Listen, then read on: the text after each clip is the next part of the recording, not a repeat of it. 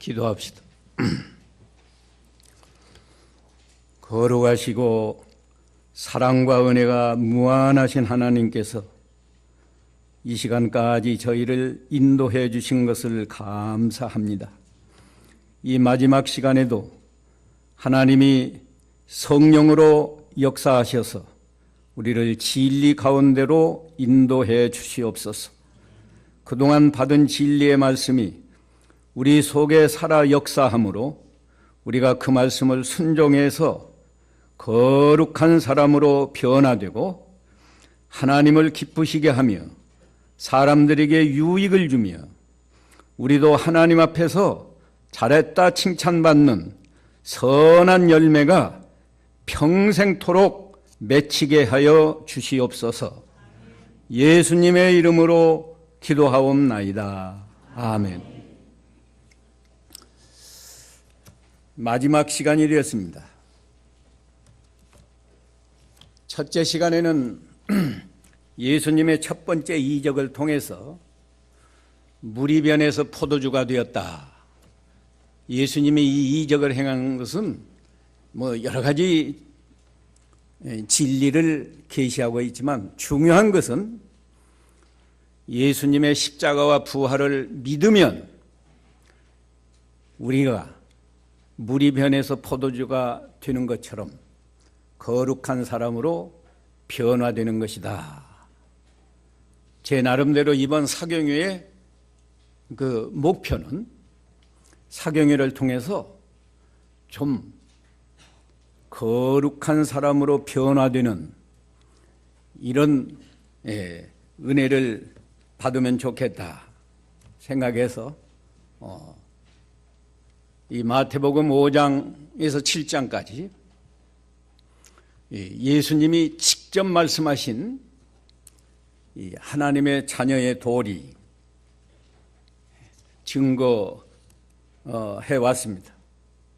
5장에서 가장 중요한 것은 우리가 소위 팔복이라고 말하는 그것은 단순한 팔복이 아니고 하나님 자녀의 자격과 그 자격을 갖추어서 반드시 받아야 할 복이다. 그걸 자세히 여러 번 말씀했습니다. 그리고 나머지 부분은 하나님의 자녀는 그 예수님 당시 무슨 바리새인이나 서기관보다도 더 나은 의의를 행해야 된다. 그리고 6장에서 우리가 의의를 행할 때 주의할 점이 있다. 그것이 전반부고 후반부는 우리가 의의를 바로 행하면 내 영혼도 잘 되고 육체도 잘 살게 된다. 세상에서도 복을 받고 천국에 가서도 큰 자가 된다. 이런 내용을 증거했습니다. 이 7장은 말하자면 산상수훈의 마지막 부분인데요. 이 예수님이 이 구원의 도리, 하나님의 자녀가 지켜야 할 도리, 이걸 5장에서 6장까지 자세히 다 말씀하시고 전반부 1절에서 12절까지는 마지막으로 한 번 더 우리가 의의를 행할 때 대접을 잘하면 의의가 이루어진다. 우리 예수님은 아주 알기 쉽게 어려운 말 쓰지 않고 하나님은 하나님께 합당한 대접을 하면 하나님께 대한 의의가 이루어지고 사람에 대해서 대접을 또 잘하면 사람에 대한 말씀을 잘 순종해서 의의가 이루어진다. 그래서 10계명만 해도 1계명에서 4계명까지는 하나님께 대접하는 내용이에요. 말이죠. 제1계명이 뭐예요? 나 외에 다른 신을 내게 있게 말지니라. 이 세상에 유일한 하나님인데 유일한 하나님을 대접하려면 그 하나님만 섬기지 다른 신을 내게 두면 안 된다. 5계명에서 10계명까지는 사람에 대한 계명입니다. 사람에 대한 대접을 이렇게 하라. 그런데 이 본문의 1절에서 5절까지는 사람에 대한 대접인데요. 사람에 대한 대접, 가장 좋은 대접 한 가지만 말한 거예요. 사람을 대접하려면 여러 가지로 대접을 잘해야 되는데 그 중에서 가장 요긴하고 중요한 대접 한 가지를 말했는데, 다른 사람을 비판하지 말고 헤아리지 말아라. 음식으로 아무리 잘 대접을 하고 선물을 아무리 잘 갖다 줘서도 뒤에서 말이지, 그 사람 나쁜 사람이다. 그러면 그게 되겠어요? 이 비판하지 말고 헤아리지 말아라. 이건 물론 우리 개인적으로 말한 거예요. 개인이 어떤 개인을 비판하고 대접하면 안 된다. 그러나 공적으로는 교회에서 잘못한 사람이 있으면 그 죄를 다스려야 돼요. 마태 18장에서 분명히 그렇게 말하지 않았어요? 죄진 사람이 보았으면 죄진 사람을 가서 본 사람이 권면을 해서 회개하게 하고, 회개하면 좋고 회개 안 하면 두세 사람, 거짓말이라고 하고 안 했다고 하고 그렇게 할 때는 두세 사람의 증인을 데리고 가서 죄 지은 증거를 대면서 회개하게 해야 되고, 그래도 부인하면 그때는 교회에 말해라. 그래서 교회에서 공적으로 권면을 하는데도 듣지 않으면 그건 세리와 이방인처럼 여겨라. 고린도전서 5장 10절에도 보면 말이지, 안 믿는 세계에서는 사람은 그만두고 믿는 세계에서 토색하고 간음하고 술 취하고 이런 짓을 하면 교회에서는 사귀지도 말고 내쫓으라 그랬어요. 그러나 우리가 개인적으로는, 개인 대 개인으로서는 남의 허물이 있어도 좀 그걸 덮어주고 용서해주고, 물론 자기가 분명히 본 거 있으면 그렇게 해야 돼요. 형제요, 왜 그렇게 합니까? 하나님이 기뻐하시지 않습니다. 사랑하는 마음으로 회개하도록 권면해야 옳은 거고요. 오늘 본문 중심으로 이제 증거하겠습니다. 너희가 판단을 받지 않도록 남을 판단하지 마라. 너희가 판단하는 그 판단으로 너희도 판단을 받을 것이며, 너희가 저울질하는 대로 너희도 저울질 당할 것이다. 우리가 저 사람 게으르다 그렇게 판단하면 하나님께 자기도 그런 판단 받는다는 거예요. 왜 그럴까요? 사람은요 다 똑같아요. 다 부족하고 다 연약한 면이 있어요. 저 사람이 게으르다 정도 차이죠. 저 사람은 좀 많이 게으르고 나는 조금 덜 게으르고 그런 차이가 있지, 저 사람은 게으르고 나는 막 항상 부지런하고 그런 법은 없어요. 그렇기 때문에 저 사람 게으르다고 책망해놓고 자기도 게으름 피운다. 안 게으른 사람이 어디가 있겠어요? 근데 무엇보다도 우리가 판단해서 안 되는 이유는요, 사람은 다른 사람을 비판할 권리가 없어요. 이 판단할 권리는 하나님께만 있습니다. 하나님이 심판관이에요. 로마서 14장 4절 읽어보세요.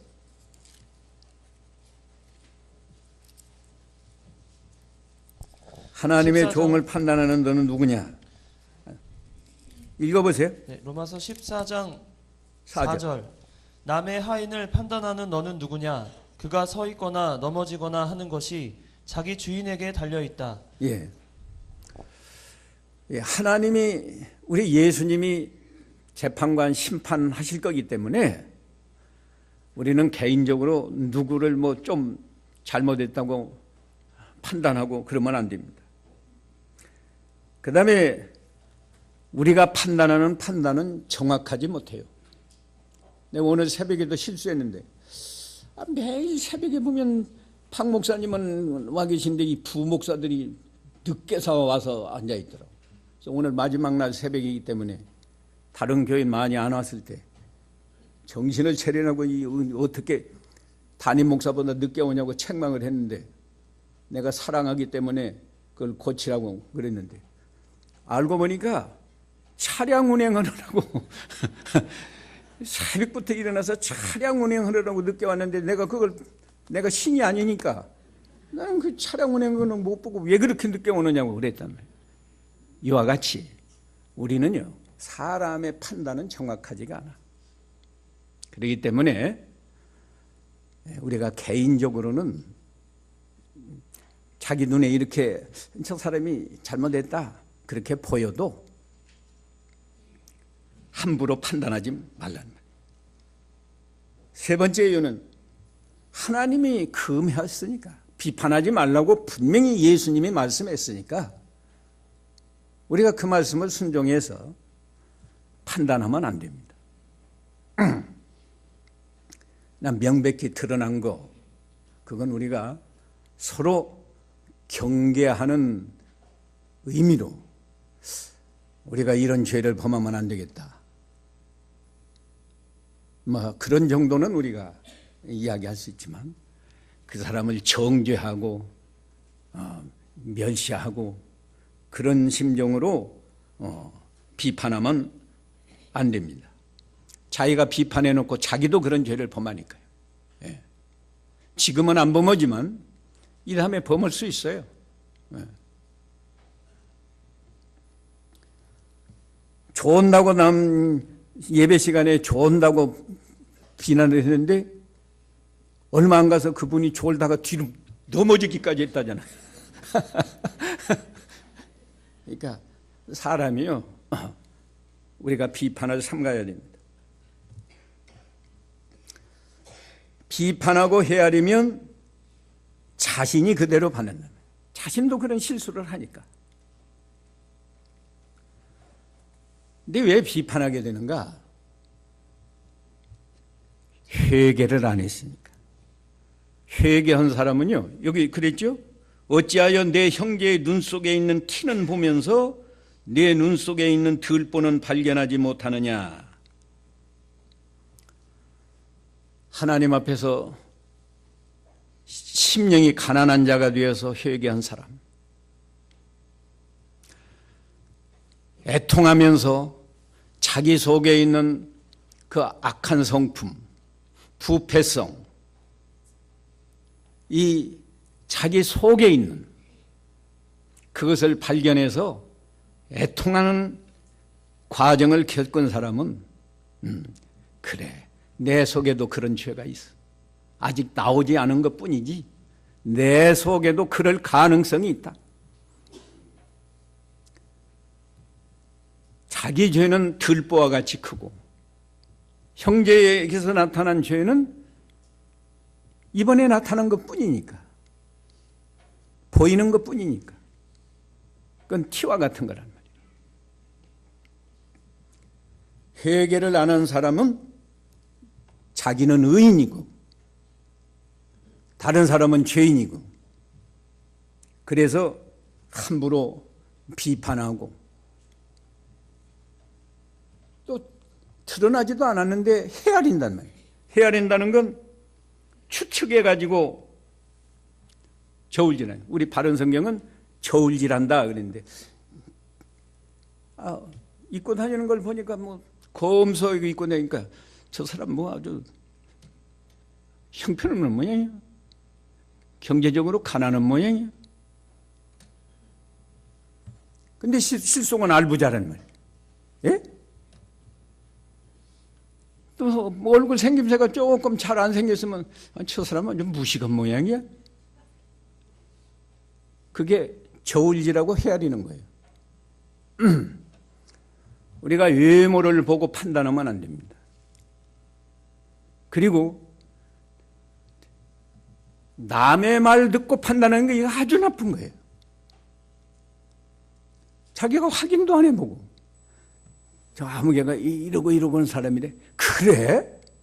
그런 줄 몰랐더니 그 사람 아주 나쁜 사람이구만. 성경이 그렇게 말했어요. 원고의 말이 옳은 것 같으나 누가 와서 밝히느니라? 피고가 와서 밝히느니라. 성경을 그렇게 많이 배워놓고도 사람의 말을 듣고 이랬대, 이런 사람이래. 좀 와서 확인이라도 하면 좋죠. 이런 말이 들리는, 나는 지금까지 목사님이 그런 목사님인 줄 몰랐는데 제가 들으니까 이런다는데 그 목사님 사실입니까? 그렇게 확인해보고 그렇다고 하면 뭐 좀 그런 사람이라고 인정해도 괜찮겠지만 물어도 안 보고 뭐 그 얼마나 어리석은 일이고 그 일이 하나님의 일에 얼마나 큰 손해를 주고 교회의 평화를 깨트리고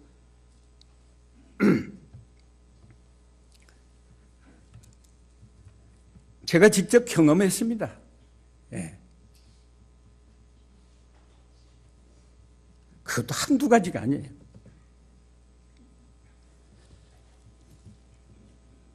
남 비판하지 말고 헤아리지 말아라.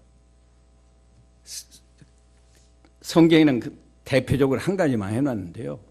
우리가 실제 신앙생활에서 우리가 조심할 것은 남의 말 듣고 판단하지 말아요. 남의 말 듣고.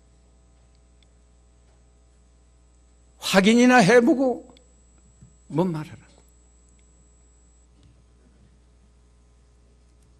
그리고 외모 보고 판단하지 말고. 외모 보고.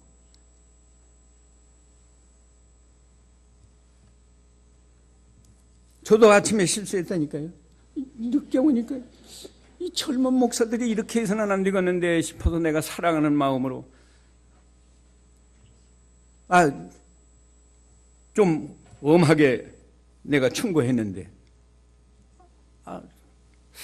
차량 운행을 하라고 했다고 그래서 내가 즉시 사과했어요. 미안하다고.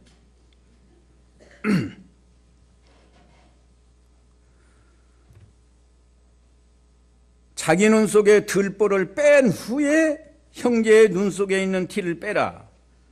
자기 눈 속에 있는 들보를 빼려면은 회개하는 거예요. 심령 가난을 통해서 철저히 회개하는 거예요. 하나님 앞에서 내가 어떤 사람인가? 하나님 앞에서 내가 어떤 사람인가? 그래서 지은 죄를 붙들고 가난한 거지가 구걸하는 그런 말하자면 심정으로 하나님 앞에 나아가서 나는 이런 죄를 범했습니다. 용서해 주시옵소서. 하고 간절히 회개하면 구속의 은혜로 죄를 용서받잖아요. 그러면 그게 눈에 들보를 뺐으니까 눈만 밝은 게 아니라 마음속에 천국이 이루어진다고 그러지 않으세요? 심령이 가난한 자는 복이 있나니 천국이 저희 것이다.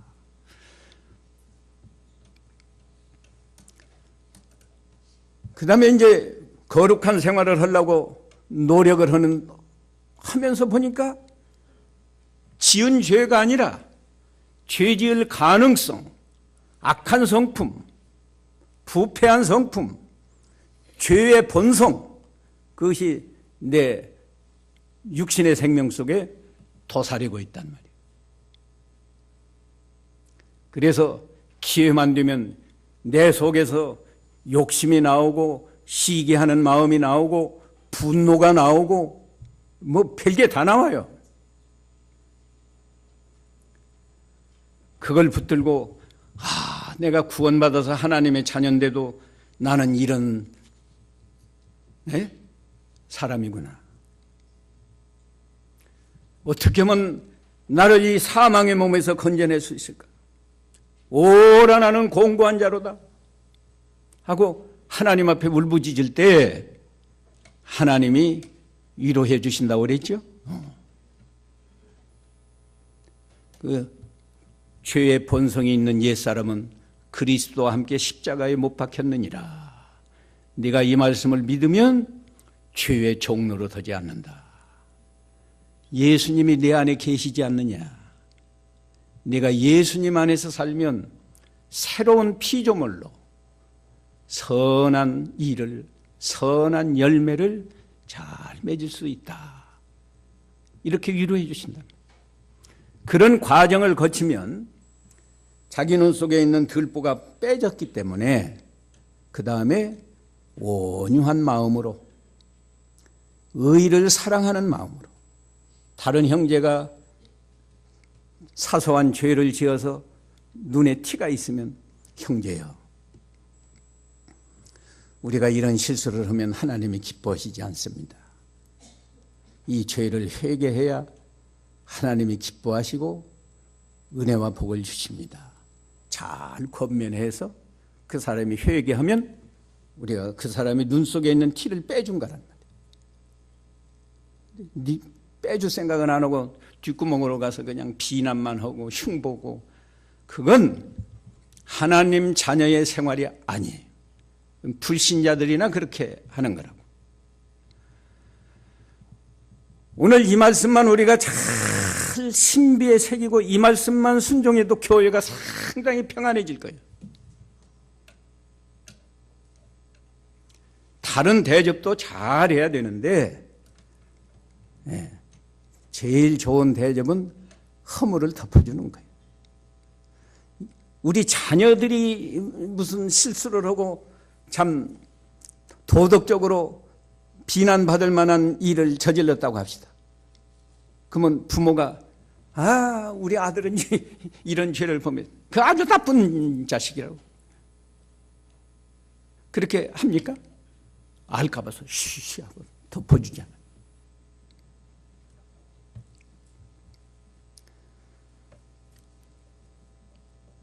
그 다음에 6절은요, 거룩한 것을 개에게 주지 말고 너희 진주를 돼지 앞에 던지지 마라. 그것들이 그것을 발로 밟고 돌이 돌아서서 너희를 물어뜯지 못하게 하라. 이건 자기에게 대한 대접이에요. 자기에게 대한 대접. 자기가 자기를 잘 대접해야 자기에 대한 의의가 이루어집니다.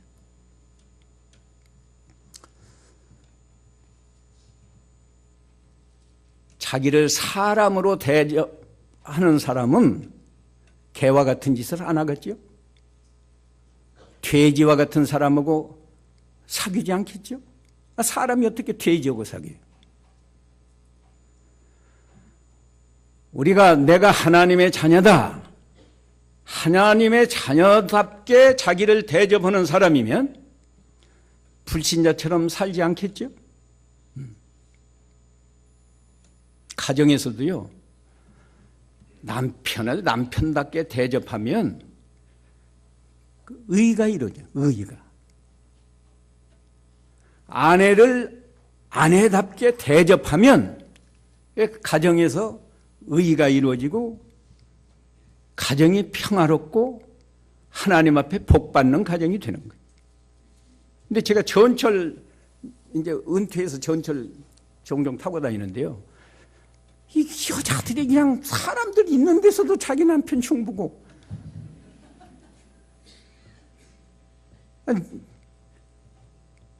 뭐라고 하더라, 영감태기. 그 영감태기.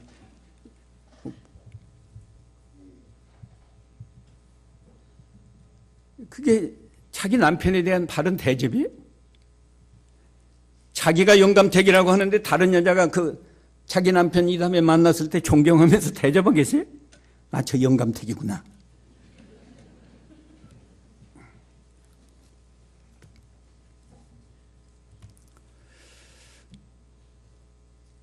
가정에서 우리가 믿는 생활이라는 게 가까운 데서부터 바로 하는 거예요. 뭐 아프리카에 가서 선교 갔다? 난 그런 말 잘 고지 안 듣습니다. 아프리카에 가서 선교를 하면 자기 교회에서 전도 잘해야지.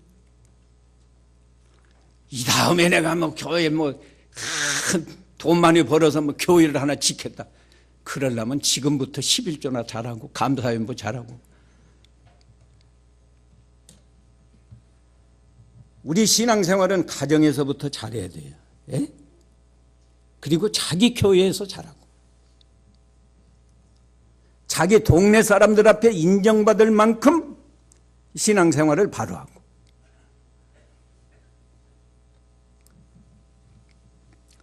부모를 부모답게 대접하면 부모에게 불효하겠습니까?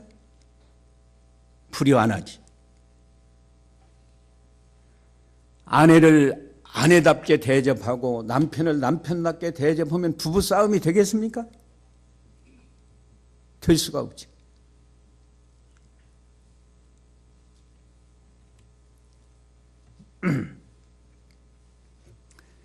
자기 대접.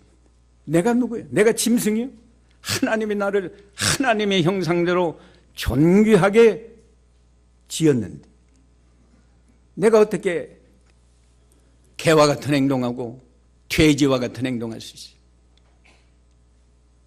여기 거룩한 거, 우리 성도의 몸이 거룩한 거예요. 성도의 몸만이 아니, 이 사람의 몸이 사람이니까요. 어떻게 개하고 가까이서요? 근데 지금 이 자녀들에게, 제자들에게 예수님이 하시는 말씀이니까요. 내가 그냥 이 좁혀서 우리 성도의 몸이 거룩하다 그랬는데요. 거룩한 몸은 시편 1편 1절에도 그러지 않았어요? 복 있는 사람은 누구의 꾀를 쫓지 아니하고 악인의 꾀를 쫓지 아니하고 누구의 길에 서지 아니하고 죄인의 길에 서지 아니하고 오만한 자의 자리에 앉지 않는다. 그게 자기를 바로 대접하는 거예요. 우리 믿는 사람이 안 믿는 사람하고 함께 앉아서 뭐 저속한 농담하고 그죠? 술 먹는 자리에 나는 안 먹지만 거기에 동참한다. 옳지 않아요.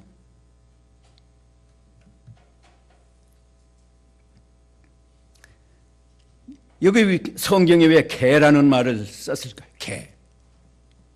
개는 음란한 짐승 아니에요? 또 사람을 잘 물고. 우리가 그런 사람과 교제하지 말고 또 자기가 그런 행동하지 말고 그러면 자기에 대한 의의가 이루어진다. 돼지. 돼지는 베드로후서 2장 22절에 보면 씻었다가 도로 구덩이에 눕는다고 그랬어요. 회개했습니다 해놓고는 또 가서 그 죄 짓고 말이에요. 예. 잘못했습니다 해놓고 또 같은 행동을 하고. 그게 돼지로 비유한 거예요. 우리가 그런 짓을 하면 안 됩니다. 우리가 거룩한 하나님의 자녀인데 하나님의 자녀답게 8가지 자격을 갖추라고 그러지 않았어요?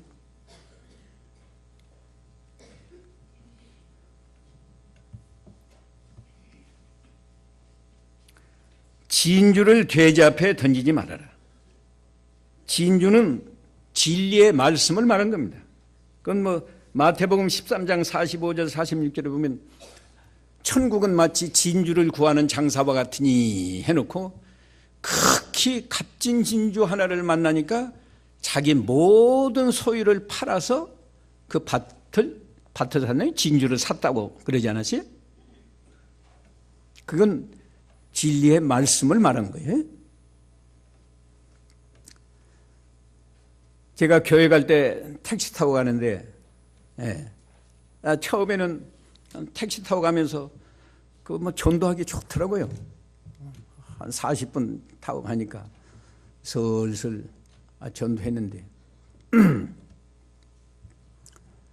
돈 좀 아끼느라고 전도 못합니다. 요새 우리 아파트 바로 옆에 이 서울 택시 하는 사람이 있어가지고 그 사람 차를 타면 한 3,000원이 세이브가 돼요. 저 죽전에서부터 계속 서울시 요금만 받더라고 100원씩인가? 근데 그냥 성남 버스를 타면 서울 경계까지 올 때까지는 120원씩 올라가요. 한 번에 나오면 120 이렇게. 그 사람이 또 그러는 거예요. 아이, 제 택시를 타면 훨씬 전략이 된다고. 그래서 한번 그러자고 해놨기 때문에 지금 계속 그거 타는데 한 번 전도하니까 이게 쌩댕이에요. 거부하더라고. 그래서 그 다음에는 잘 전도를 못하는데 돈은 전략이 되는데 전도를 좀 잘. 저도 참 아주 쌩댕이죠. 저도 쌩댕이.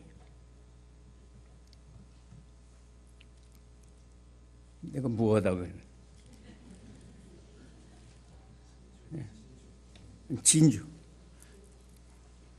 진주를 그래도 반대는 하지 않아야 전할 수 있죠. 반대하면 그 전에도 듣지도 않고 오히려 반대한다, 비방하고. 그러니까 예수님도 그랬어요. 이 동네에서 전도를 하다가 안 받으면 어떻게 하라고요? 다른 동네 가서 전하라. 그러니까 안 받는데 굳이 안 믿으면 저주받습니다, 지옥 갑니다 하면 다시는 안 믿어요. 안 믿는다고 하면 그러시냐고 잘 생각해 보시라고. 이 다음에라도 감동이 되시면 믿으세요. 그러고 지내가야지. 전도에서 안 받는다고 안 받으면 저주받습니다, 지옥 갑니다 해놔버리면 감정이 상해가지고 이 다음에도 교회 갈 마음이 전혀 없다고. 그러니까 그런 사람에게 진주를 던지지 말아요. 그런 사람이 돼지와 같은 사람입니다. 그 다음에 7절에서 12절까지는요 하나님께 대한 대접이에요. 기도하라는 내용인데 기도하는 거 6장에서도 하지 않았어요? 근데 여기서 또 말씀하는 건 왜 이게 대접인가 하면 12절에 여기 아까 사람에게 대한 대접, 자기에 대한 대접, 그 다음에 마지막으로 여기 하나님께 대한 대접을 말하면서 12절에 이렇게 말했어요. 그러므로 사람들이 너희에게 해주기를 바라는 것은, 대접해 주기를 바라는 것은 그 말이에요. 무엇이든지 너희도 그들에게 그대로 해주어라. 그대로 대접하라. 이게 1절에서 12절까지 내용이요. 사람에 대한 대접, 자기에 대한 대접, 하나님께 대한 대접이에요. 근데 하나님께 대한 대접이 많죠.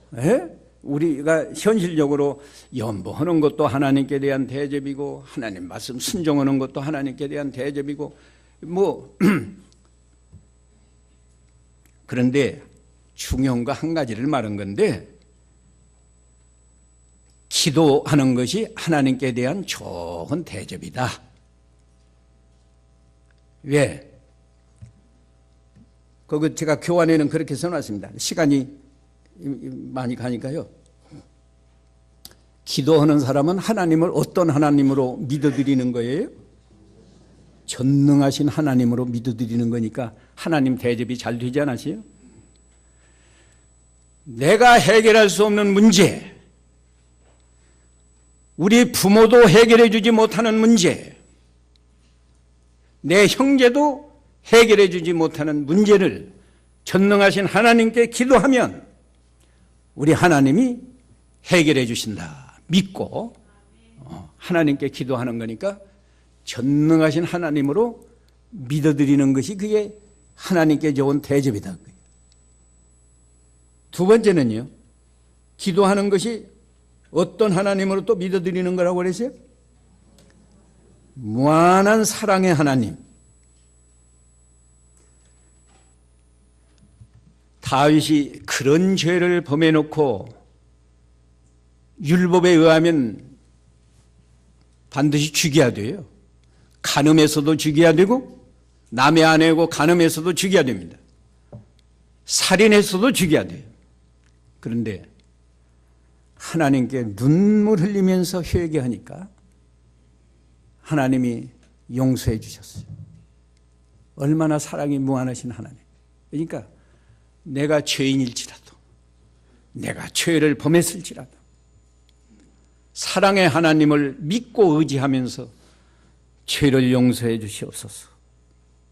10년간은 내가 이런 죄를 범했습니다. 용서해 주시옵소서. 그러면 사랑의 하나님이 용서해 준다. 내 속에 이런 더러운 부패한 성품이 있습니다. 천하의 죽일 놈이 납니다. 내가 죄인의 괴수입니다. 그러면서 회개하면 하나님이 그래 너희 놈은 죽일 놈이다 그러는 게 아니고 유로의 말씀을 주신다. 슬퍼하지 말아라. 애통하지 말아라. 내가 다 해결해 놨다.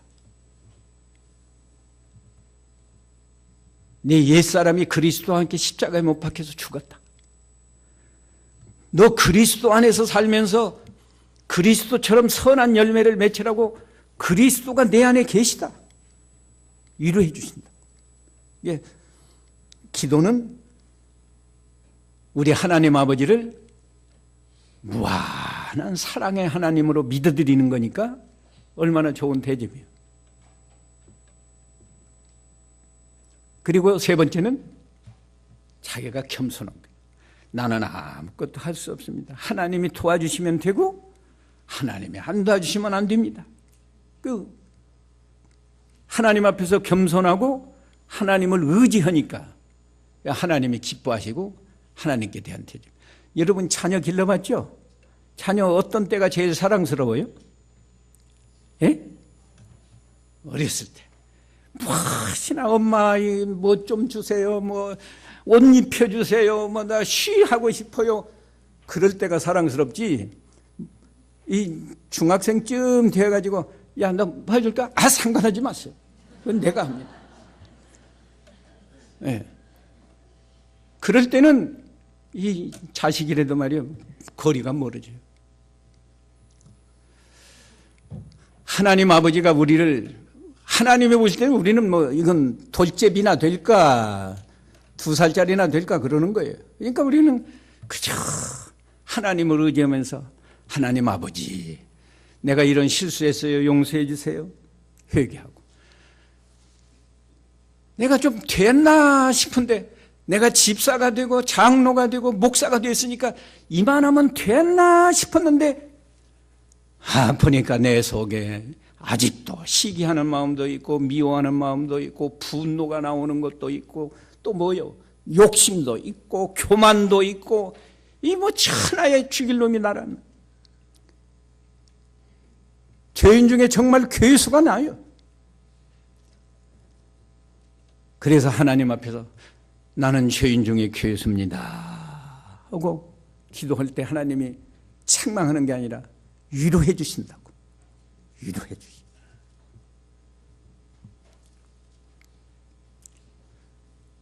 그런데 되지도 못하고 된 줄로 알고 기도 안 하고 뭐 사건만 만나면 어떻게 할까 골똘하게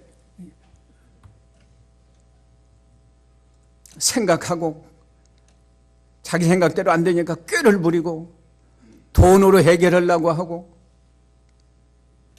뭘로 해결하려고 하고 누구 찾아가서 도움을 부탁할까? 그럴 때 하나님이 내가 나한테 부탁하면 내가 다 도와줄 건데 하나님이 얼마나 섭섭하겠어요. 자기 아버지가 식물학 박사인데 이 초등학생이 산에 갔다가 예쁜 꽃을 보고 야, 이 풀이 이 식물이 이름이 뭔가?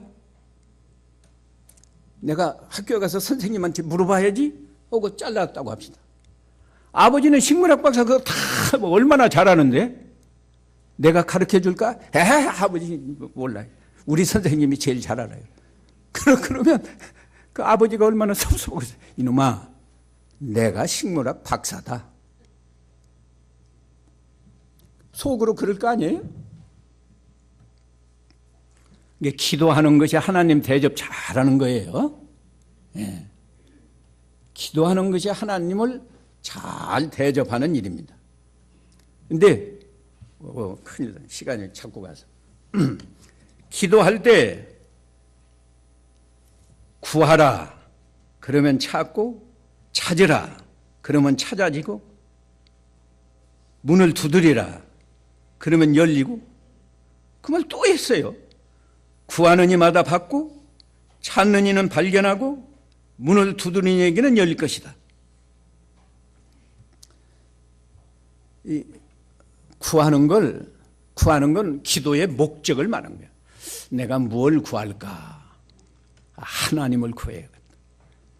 내가 보니까 내 마음이 하나님을 떠났다. 내가 지금 마음속에서 하나님을 잃어버렸다. 내가 하나님을 찾아야지. 그러면 구하는 건 내가 이제 뭐 돈, 뭐 명예, 뭐 쾌락 이런 거 아니고 하나님을 구해야겠다. 목적을 정했으면 이제 하나님을 찾는 거예요.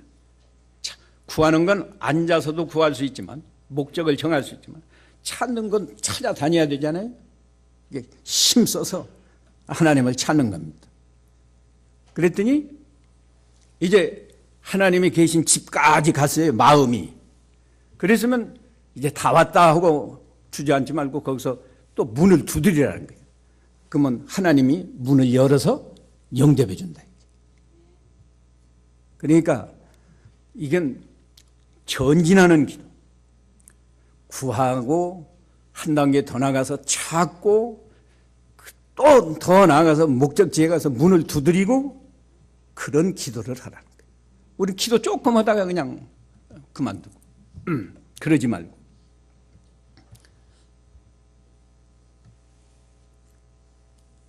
악한 자라도 자녀에게 좋은 것을 주는데, 예? 악한 자라도. 우리가 다 악한 자인데 자녀가 원하면 좋은 것 주잖아요.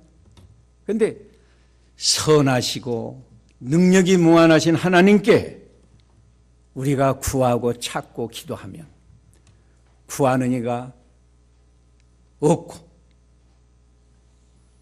구하는 이마다 받고, 찾는 이가 발견하고, 문을 두드리는 게 열어준다. 그런데 기도 안 해요. 여기 써놨는데도 안 해. 만물의 마지막이 가까웠으니 그러므로 뭐 하고요? 정신을 차리고 그 다음에 깨어 기도하라. 정신 차리는 게 어떻게 하는 게 정신 차리는 거예요? 정신을 안 차리면 마귀가 기도하는 시간을 다 뺏어가요. 야, 기도하지 말고 텔레비 봐라. 기도하지 말고 뭐 등산해라. 기도하지 말고 뭐 해라. 정신 차리는 건 기도하는 시간을 빼앗기지 않는 거예요. 내가 지금 이 시간에 기도할 시간이다. 그거 하러 갈 바에야 내가 기도해야 된다.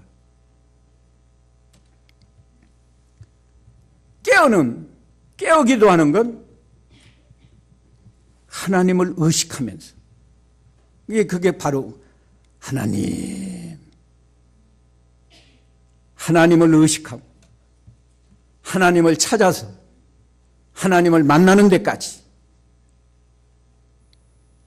만나야 대화가 되지, 뭐 만나지 않았는데 어떻게 대화가 되겠지. 기도는 대화인데.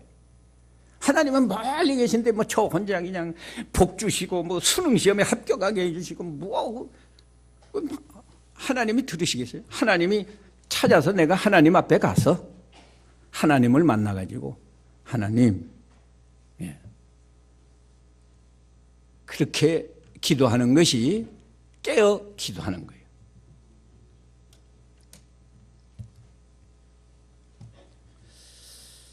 그런데 이제 12시에는 20분까지 하기로 했으니까요. 여기까지 해서 예수님이 자세하게 하나님 자녀가 어떻게 믿음을 지키며 살아야 하는지 자세하게 말씀해 놓고 이제 길이 너희 앞에 길이 몇 개가 있다가요? 2길이 있고 너희가 들어가야 할 문이 2개가 있다. 이제 너희는 선택하는 그것만 남아있다. 그런 뜻이에요. 13절에서 29절까지가. 그래서 안 믿는 사람은 이건 뭐 죄입니다. 우리 믿는 성도들에게 하나님의 자녀에게 말씀한 건데 2길과 2문이 있다. 그런데 2길이 어떤 길인가? 멸망으로 인도하는 길과 문이 있고 생명으로 인도하는 길과 문이 있다. 어느 문이 좋을까? 문은요, 넓은 문이 좋겠습니까? 사람이 들어가는데 좁은 문이 좋겠습니까? 우리 사람들이 볼 때는 넓은 문이 들어가기도 좋지 않아요? 길도 넓은 길이 그냥 고속도로 같이 뚫려야 차가 잘 가잖아요? 그래서 많은 사람들이 넓은 문, 넓은 길로 가는데 그 길은 무슨 길이에요? 멸망으로 인도하는 길이라는 거예요. 멸망으로 인도하는 길이다. 그리고 길이 아주 좁고 그게 맞는 것 같아요. 넓은 길이 있으면 막 고속도로니까 운전할 때도 마음 푹 놓고 막 과속하고 가다가 한 번 부딪히면 그냥 직살나는 거지. 근데 길이 좁으면 어떻게 해요? 조심조심하면서 조금만 핸들이 잘못 틀어지면 구렁텅이로 빠지니까 속도도 과속하지 않고 아주 저속으로 조심조심하면서 이렇게 간다.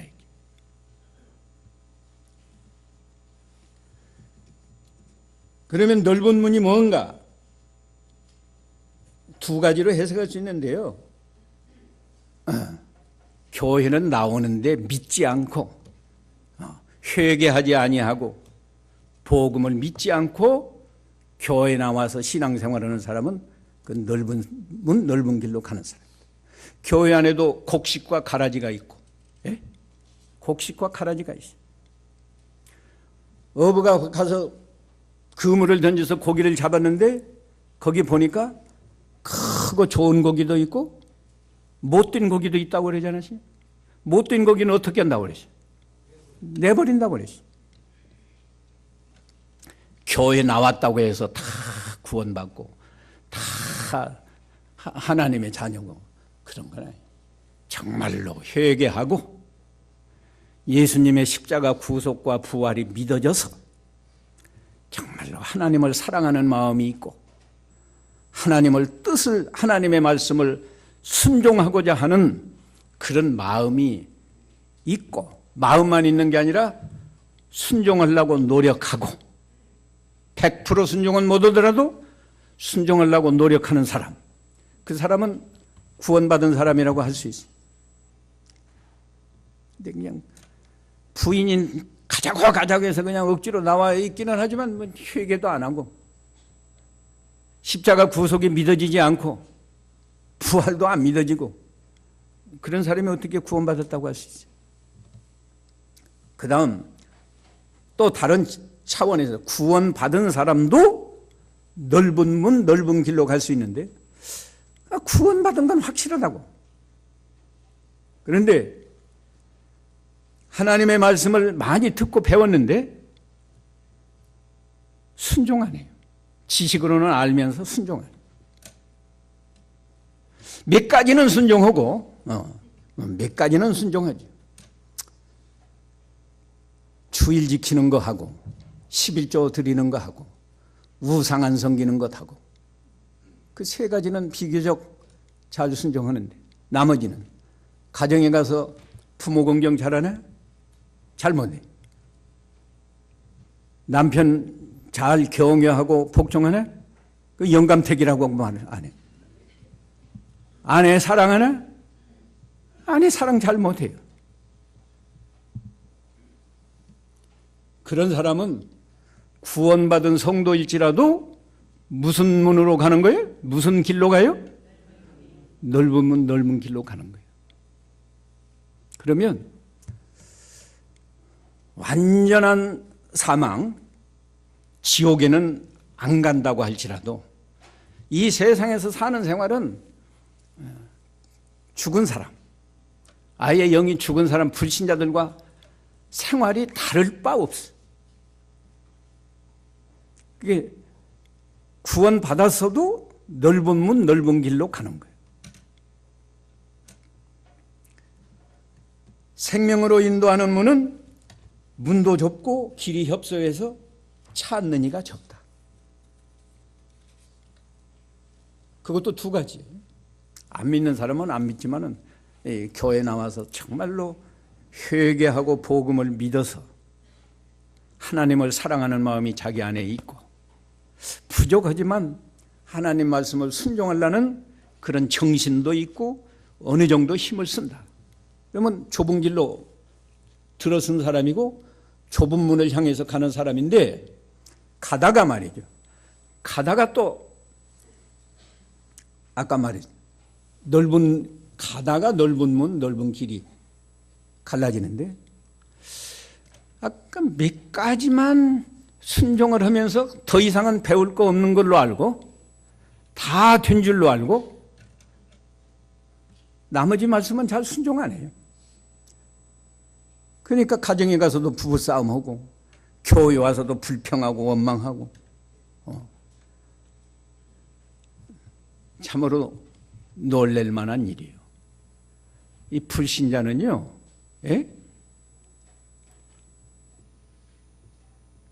중학교나 고등학교나 초등학교에서 1년만 가르쳐준 스승이라도 몇십 년 만에 만나도 스승님이라고.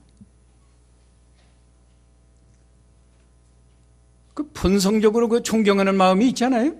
안 믿어도 말이에요. 근데 교회 안에서 진리의 말씀을 가르쳐주는 목사님, 그건 목사일 뿐만 아니라 하나님의 종이에요. 하나님을 위해서 세상 일을 다 말하자면 포기하고 하나님의 일을 하는 사람이라고.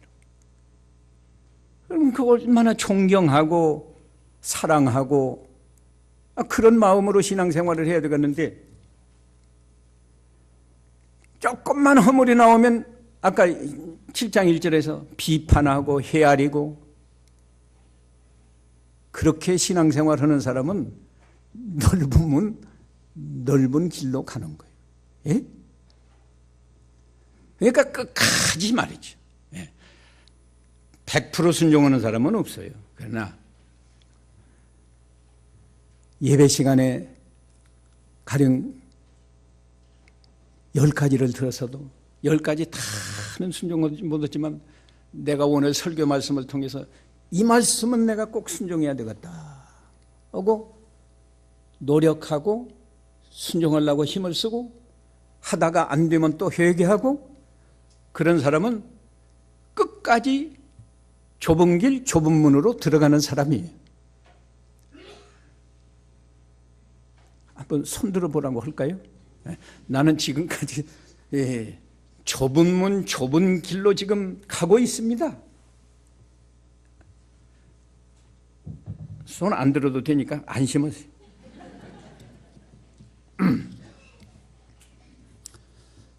신앙과 행위가 일치하도록 신앙생활하는 사람이 진짜 좁은 문, 좁은 길로 들어가는 사람입니다. 여러분이 그렇게 이해하면 돼요. 이제 8분 남았는데 마지막 페이지. 우리가 신앙생활할 때요 15절에서 27절까지는 뭐 하라고 그랬어요? 거짓 선지자들을 조심하라. 내가 좁은 문, 좁은 길로 갈 뿐 아니라 이 지도자를 잘 만나는 것이 참 큰 복입니다. 난 사람을 잘 만나는 것이 최고의 축복이라고 생각해요. 네. 여러분의 자녀가요 배우자만 제대로 만나면 일생의 행복하잖아요. 예? 예. 온달이죠? 바보 온달. 근데 부인을 잘 만났어요. 무슨 공주? 그러니까 그냥 바보가 얼마나 유능한 장수가 되어가지고 나라를 위해서 크게 공헌했다. 크게.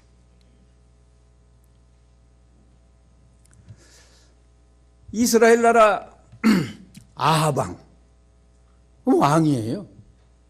아하방인데 부인을 잘못 만나지. 부인 이름이 누구예요? 이세벨. 그래가지고 자기도 망하고 자기 아들 때까지도 망하고 손자도 망하고. 저도 딸이 셋이나 되는데 잘 만나야 된다. 너 멋대로 고르지 말고 마음에 맞는 사람이 있으면 반드시 내한테 데리고 와서 아빠가 시험해 보고 허락하거든 해라. 그랬는데 다 데리고 왔어요. 그래서 내가 시험해 보고 해줬는데 나도 사람이니까 사람을 100% 잘 못 보잖아요. 그래도 그저 무난하게 살아요.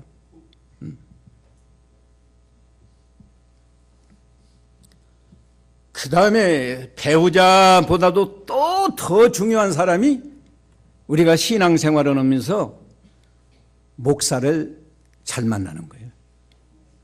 여기 그 거짓 선지자들을 조심하라고 그러지 않았어요? 근데 눈으로 보기에는요, 거짓 선지자가 훨씬 보기가 좋습니다. 오늘 본문에 그랬어요. 15절에 보니까요, 거짓 선지자들을 조심하여라. 그들은 무슨 옷을 입고 하요? 양의 옷을 입고 너희에게 오지만 속은 약탈하는 이리들이다. 예. 양의 옷을 입었으니까요, 겉으로 볼 때는 양 같아요.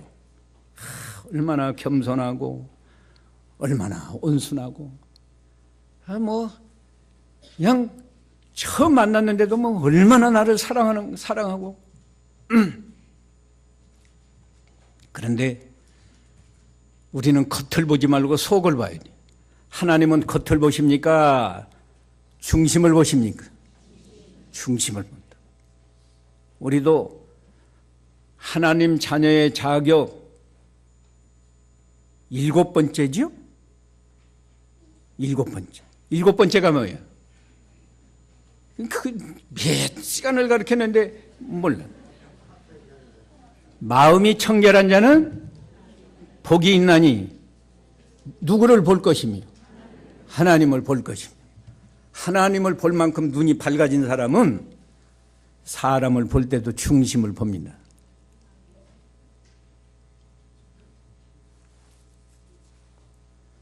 목사들이 장로를 잘 세워야지, 장로 잘못 세우면 아주 힘들어요. 집사 잘 세워야지, 집사 잘못 세우면, 집사 아닐 때는 존재감이 없이 그냥 신앙생활 잘했는데 집사가 되니까 재직회에 참여해가지고도 이렇습니다 저렇습니다 하는데 그럴 줄 몰랐단 말이에요.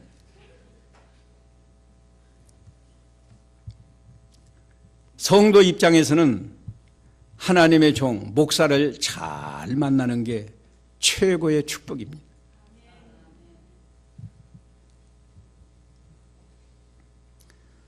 겉은 양인데 속에는 노략질하는 일이다. 노략질하는 일이가 뭐예요? 속에요, 이리처럼 싸납고 욕심이 있고, 이리는 약한 짐승 막 잡아먹지 않아요.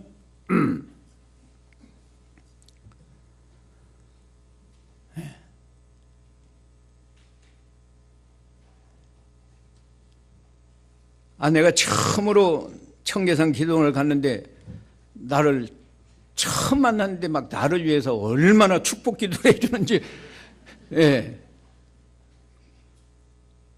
내가 무릎 아파서 이렇게 좀 의자에 앉아서 식사하겠다고 했더니 새벽마다 사자님 무릎 아픈 것이 싹 낫게 해달라고 뭐 기도하는데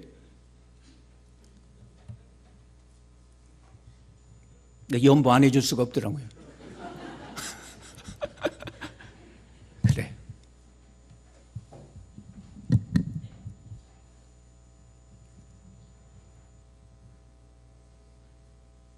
그 다음에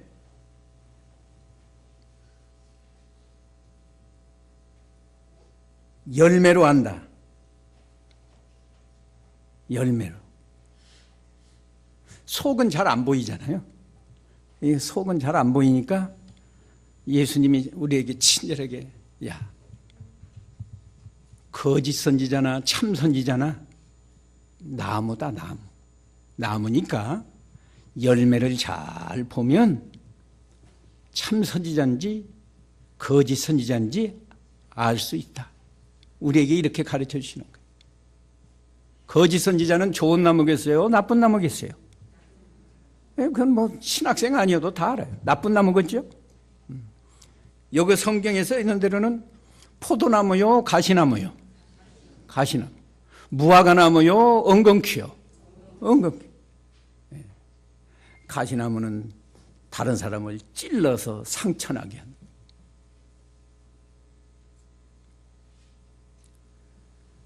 좋은 나무, 무화과나무나 포도나무는 좋은 나무고 그 좋은 나무는 참 선지자를 비유한 거예요.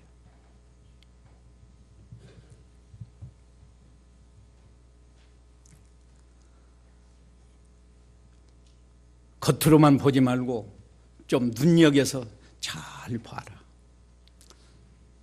보면 금방 알 수 있어요. 목사님을 잘 알려면 그 가정생활을 잘 봐야 됩니다. 목사님이 교회에서는 잘 가르치는데 사모님을 사랑하는지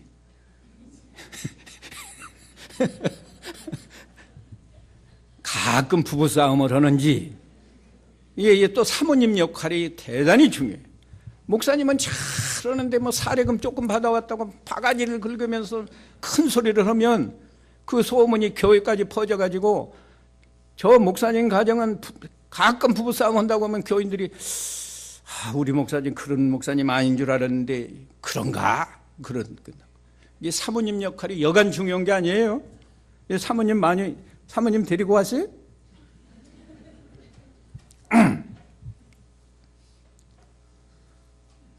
가정생활이 건전하고 뭐 인고 부부까지는 안 가더라도 서로 사랑하고 아껴주고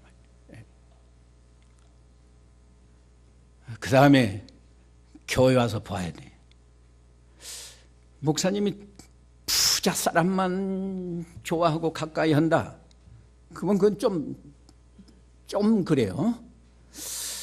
목사님이 그저 이렇게 장애인 아주 가난한 분 그런 사람들을 상당히 그냥 잘 이렇게 하시는 거예요. 그거 하나만 봐도 저 목사님은 괜찮은 목사님이다. 그 다음에 우리가 제일 잘 알 수 있는 건 설교를 들어보면 알아요. 예? 설교를 성경대로 바르게 하는가? 엉뚱한 무슨 뭐 신비주의로 기복 설교로 저기 어떤 교회는 믿음으로 구원 얻는 게 아니고 행함으로 구원 받는다고 주장하는 교회가 있다고 하더라고요. 저녁에 박 목사님 나한테 이야기는.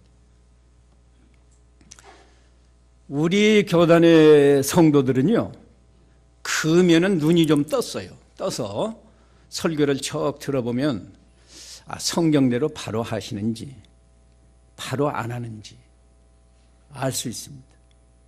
예, 행위만 보지 말고 강단에서 하나님 말씀을 제대로 증거하는지. 이렇게 하나님을 기쁘시게 하고 사람들에게 유익을 주는 선한 열매가 없거든 그건 하나님의 참 종이 아닌 줄로 알라는 거예요. 행동이 불법을 행한다고 그러지 않았어요? 거짓 선지자들은 불법을 행한다. 그래도 입으로는 주여 주여라고 하는 거예요.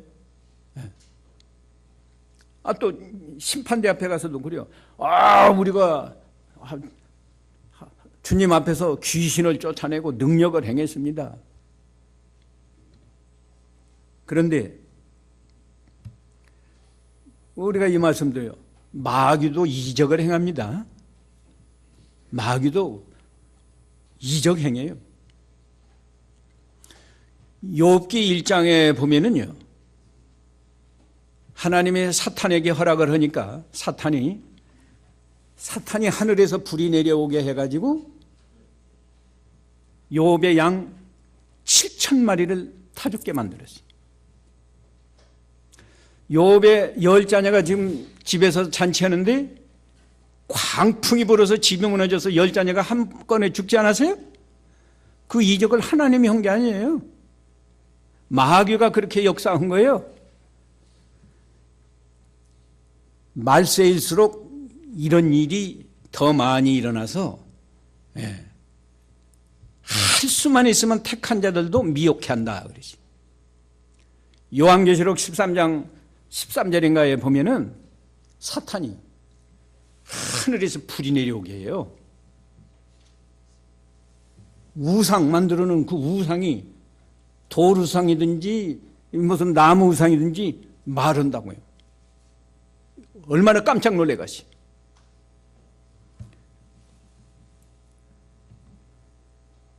그렇다고 해서 그게 참 선지자라고 참 종이 아니다. 출애굽기에도 있죠. 모세가 지팡이를 던지니까 뱀이 됐는데 애굽 술객들도 지팡이 던지니까 뱀 됐습니까? 안 됐습니까? 됐어요. 여러분이 이적 좋아하면 못 써요. 믿음 잘 지키는 건 하나님 말씀을 믿고 순종하는 거예요. 그러면 그런 거 원치 않아도요, 하나님이 함께 하시면 개인적으로는 얼마든지 또 자기에게서도 이적이 일어날 수 있어요. 그러나 그 이적을 사모하면 안 됩니다. 이제 마지막으로 4분밖에 안 남았으니까요. 집 짓는 비유를 통해서 우리가 좁은 문 좁은 길로 가라 하는 걸 결론적으로 말해줬습니다. 우리가 신앙생활할 때 반석 위에다가 집을 짓는 성도가 있고 모래 위에 집을 짓는 자가 있다. 반석 위에 집을 짓는 자는 예수님의 말씀을 듣고 행하는 자다. 반석 위에 집을 지었으니까 홍수가 나고 바람이 불고 그래도 집이 견고하게 서 있어요. 그러나 모래 위에 지은 집은 창수가 나기 전까지는 괜찮았는데 바람이 불기 전까지는 괜찮았어요. 그런데 창수가 나고 바람이 부니까 집이 무너진다. 집이 무너지면 어떻게 돼? 집 안에 있는 뭐 다 직살나는 거니. 그러니까 간단합니다. 우리가 하나님의 말씀을 듣고 배웠으면 순종하면서 신앙생활을 해야 돼요. 하나님 말씀을 순종하면 다 됩니다. 하나님 말씀을 순종하면 우리 인격이 거룩한 사람으로 변화돼요. 우리 예수님이 제자들을 향해서 아버지여 저희를 제자들을 진리로 거룩하게 하옵소서. 아버지의 말씀은 진리니이다. 요한복음 17장 17절에 말했잖아요. 그러니까 우리가 교회 와서 성경 말씀 듣는 것만 좋아하지 말고 들었으면 순종하라는 거예요. 순종하면 우리 인격이 거룩한 사람으로 물이 변해서 포도주가 되는 것처럼 변화가 일어나고 변화만 일어나나요? 하나님이 이 세상에서 복을 줘요. 신명기, 여러분이 좋아하는 성경이니까 한번 읽고, 예? 신명기 28장, 예, 제가 읽으란 대로 읽어요.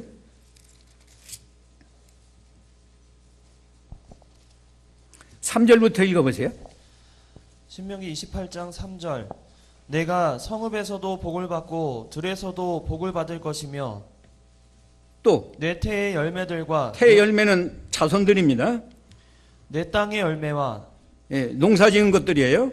내 가축의 열매와 또 내 소와 양의 새끼들이 복을 받을 것이고 내 광주리와 내 반죽 그릇이 복을 받을 것이며 내가 들어올 때에도 복을 받고 내가 나갈 때에도 복을 받을 것이다. 예, 이런 복을 받으면 얼마나 좋겠어요. 근데 이런 복을 거저 주는 게 아니고 이런 복을 받으려면 1절에서 2절까지를 또 읽어야 돼요. 1절에서 2절. 내가 여호와 내 하나님의 말씀을 진심으로 듣고 오늘 내가 내게 명하는 그분의 명령들을 지켜 행하면 여호와 내 하나님께서 너를 그 땅의 모든 민족들 위에 뛰어나게 해 주실 것이다. 예, 또 내가 여호와 내 하나님의 말씀을 순종하면 이 모든 복이 내게 와서 너를 따를 것이니. 예. 근데 말씀은 순종 안 하면서 복만 받으려고 하니까 깍쟁이란 말이에요. 예. 또 있어요. 우리가 하나님의 말씀을 순종하면 천국에 가서도 큰 자가 돼요. 세 가지. 말씀 순종하면 인격이 거룩한 사람으로 변화되지요. 땅에서 복을 받는데 나만 복을 받는 것이 아니고 내 자손도, 내가 목 죽어버리면 양의 새끼도, 농사를 지으면 땅의 소산물도, 또 집에 있을 때만 복을 받는 게 아니라 나가도 복을 받고 들어와도 복을 받고 또 하나님이 높여준다고 하지 않으세요? 이런 복을 받아요. 그리고 이 다음에 우리가 천국에 가도 큰 자가 되어서, 예, 영광이 큰 자가 되는 거예요. 천국에 가면은 구원받은 성도가 얼마나 많을 건데 말씀 순종을 잘한 사람은 모든 사람이 볼 때 알 만큼, 아, 저게 가락동국교회 아무개 목사, 장로님, 집사님, 뭐 그때가 하면 명륜교인도 알게 되고 자 어디 뭐 시골 사람도 알게 되고 다 알게 될 만큼 그렇게 영광이 커지는 거예요. 야구 잘하는 사람이 누구죠? 이승엽. 나 이승엽 뭐 직접 만나보지 않았어요. 그래도 야구 잘하니까 대한민국 국민이 다 알잖아요. 이승엽. 또 스케이팅 잘하는 여자 김연아. 다 알잖아요. 우리가 믿음을 잘 지키고 천국에 가면 아, 저 믿음 잘 지킨 아무개 집사님이, 가락동국교회 아무개 집사님 오셨네. 장로님 오셨네. 근데 여기서는 장로님인데 믿음 잘 안 지키면 가서 가락동국교회 장로님 어디 계시는가 찾아봐도 없으면 이거 큰일이죠. 그러니까 간단해요. 결론이. 믿음을 잘 지키는 건 하나님 말씀을 잘 듣고 배워서, 여기 아까 진심으로 듣고 그랬는데 잘 듣고 배워서 순종하는 거예요. 가정에서부터 순종 잘하라고요. 예? 가정에서부터. 그리고 교회 와서 순종 잘하고 직장에 가서도 하고. 끝입니다. 아니 20분까지인 줄 알았더니 30분이 넘어가 버렸네. 양해하시기 바랍니다. 기도합시다. 거룩하시고 자비로우신 하나님께서 이번 사경에 부족한 종을 이 시간까지 세우시고 진리의 말씀을 증거하게 하신 것을 감사합니다. 종이 부족할지라도 종이 전한 이 말씀은 진리의 말씀이 사랑하는 성도들 심령 속에 뿌리를 받고 열매를 맺히게 해 주시옵소서.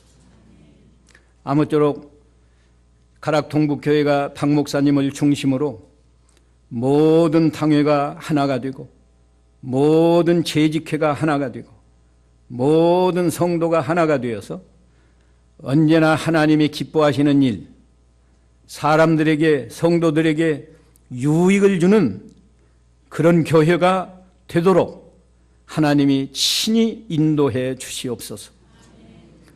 예수님의 이름으로 기도하옵나이다. 아멘.